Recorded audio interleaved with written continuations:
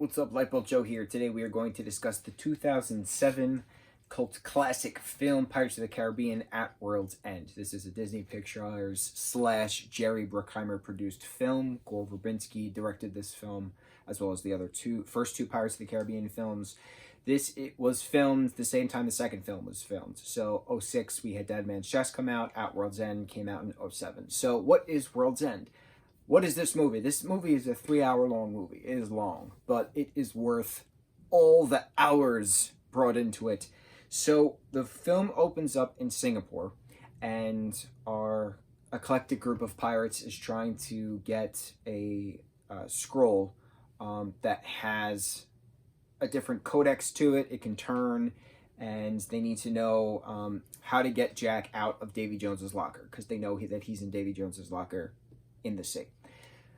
So while this is happening, the British, led by Beckett, is, patrolling all the seas at this point. This is the British Empire, so they're in everyone's, business, for that matter.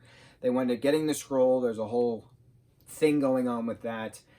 Certain Singapore pirates join in with the Black Pearl pirates, but the Black Pearl pirates don't have the Black Pearl. The Black Pearl is with Jack in Davy Jones's locker. So they have a ship, there's a crew, they all wind up going, to various different places to figure out what's going on. But Calypso is with them as well during this. So they'll wind up in Davy Jones's locker, they find Jack and the Pearl.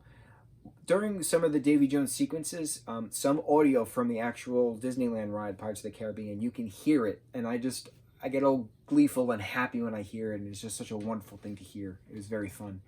So, as the story progresses, there's a lot of who's allied with whom, right? Davy Jones is still under the control of the East India Trading Company because Beckett has the chest with his heart. So, whoever has his heart, well, the Dutchman, basically. Will eventually makes a deal to get to get the pearl for the company, East India Trading Company, in exchange for something. So there's a lot of, like I said, there's a lot of back and forth, and there's a lot of he said, she said things. Elizabeth eventually becomes a captain, and then she eventually becomes king of the pirates, which is a pretty awesome thing. There's an epic battle scene at the end of all of the ships fighting against each other. But then it just condenses down to Calypso has been released into her storm god self that she is. Davy Jones is on the Flying Dutchman. Jack and Barbossa and Will and Elizabeth and company are all on the Pearl, all fighting as the waters are turning against. But then eventually Will tries to, release his father, and then winds up being killed in the part. But then Jack selflessly makes sure that Will stabs Davy's heart instead of Jack stabbing Davy's heart, so that way Will has a chance of still seeing his love, Elizabeth, because Barbossa, marries them on the ship. The cause, though, is once you're a captain on that vessel, it's 1 day on land, 10 years on sea. So every 10 years you can step foot on land again. So what happens within that day? Anything can happen within a day. I know we've talked about that. I love that little premise of certain plot points. So at the very end of this movie, we have a 10 years later flashpoint of young Henry Turner, who we don't actually know his name yet, but we know it's Henry Turner, and Elizabeth Swan, Elizabeth Turner, on the beach, looking out into the horizon, waiting for the green flash, and then we see our wonderful, Orlando Bloom himself coming in for that 1 day a year kind of a thing. So this was a very nice way of ending the first trilogy. I thought it was really cool having all the different actors and actresses grow as characters, but especially for Will and Elizabeth. We see them as 12-year-olds. Then there's a flashpoint of 8 years.